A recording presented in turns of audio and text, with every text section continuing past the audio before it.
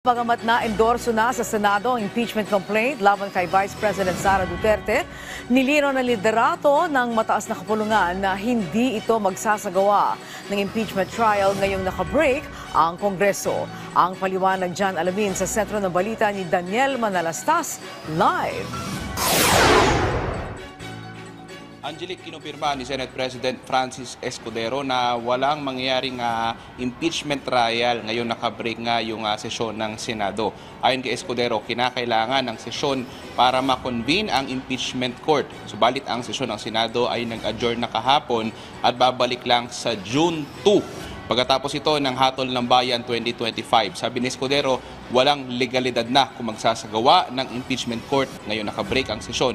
Iginiit din ni Escudero na hindi mamadaliin ng Senado ang impeachment.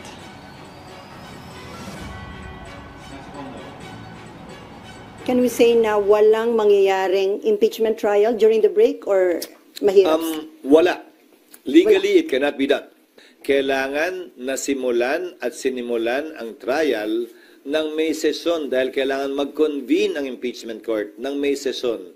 Walang sariling buhay ang impeachment court, hiwalay sa Senado mismo, sa plenaryo ng Senado. Kinakailangan ng plenaryo ng Senado para masimulan ang impeachment court. Iginiit din ni Escudero na hindi na mahalaga kung pabor o kontra. Ang mahalaga ay maging maayos ang ayon sa batas, kapani-paniwala at magkagawad ng hustisya pabor man sa opinyon na kararami o hindi ang impeachment. We will perform our duty and function with the cold neutrality of an impartial judge. And without fear nor favor, we will rule over things as we see fit and based on what is right and what the law provides. Alam mo, Angelic, malaking tanong ngayon kung tatawid ang impeachment sa susunod na Kongreso o sa 20th Congress. Dahil kung susumahin, matatapos na ang termino ng ilang senador sa Hunyo at magsisimula pa lang sa June 2 ang mga proseso ng impeachment. Sinagot rin yan ni Senate President Francis Escudero.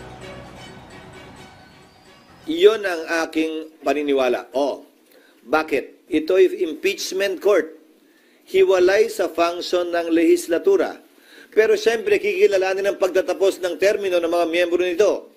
So ano ang pwede nating ihalin tulad dito? Ang mga collegial courts. Ano-ano ang collegial courts? Sandigan Bayan, Court of Appeals, Supreme Court. Isama mo na yung Constitutional Commission, kabilang na ang Civil Service, ang COMELEC. Tanong, kapag kami nakabinbin bang kaso sa mga ito at nagpalit sa tagal ng kaso sa mga korteng yan, ang mga maestrado ng Korte Suprema, maestrado ng Court of Appeals ng Sandigan Bayan, dahil ito ay mga courts of record naman, dinidismiss ba yung kaso o nagpapatuloy lamang?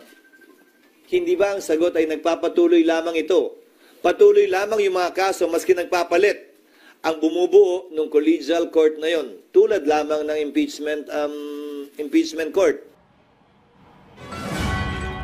Angelic, just to give you a backgrounder, kasi kahapon, pasado alas 5 ng hapon o alas 6 ng gabi kahapon, naisumitin at transmit na dito yung articles of impeachment laban kay Vice President Sara Duterte. Subalit, Angelic, nung ongoing yung session, hindi naman nabanggit sa plenary session hall ng Senado yung usapin nga ng impeachment. Kaya nga maraming mga possible scenarios ngayon na tinitignan itong mga mambabatas. Angelic? Okay, antabayanan natin yan. Maraming salamat sa iyo, Daniel Manalastas.